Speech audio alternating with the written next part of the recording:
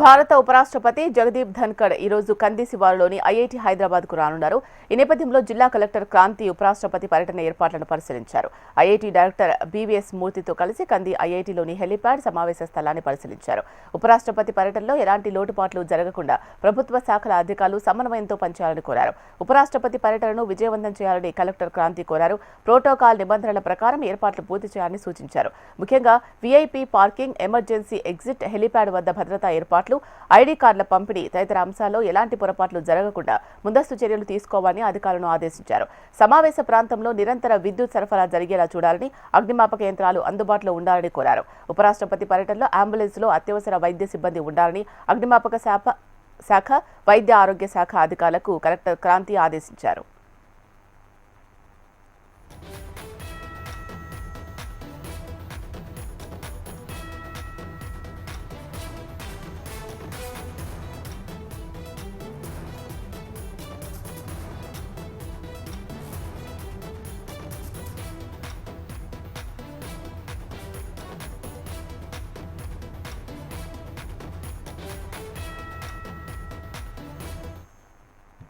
భారత ఉపరాష్ట్రపతి జగదీప్ ధన్కర్ ఈ రోజు కంది శివారులోని ఐఐటి హైదరాబాద్ కు రానున్నారు.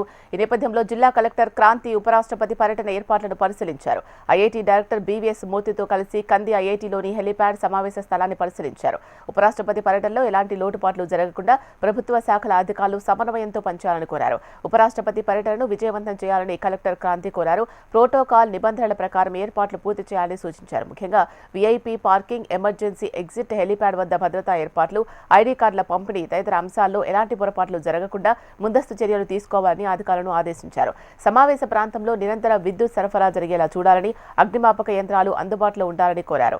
ఉపరాష్ట్రపతి పర్యటనలో అంబులెన్స్లో అత్యవసర వైద్య సిబ్బంది ఉండాలని అగ్నిమాపక శాఖ, వైద్య ఆరోగ్య శాఖ అధికారులకు కలెక్టర్ క్రాంతి ఆదేశించారు.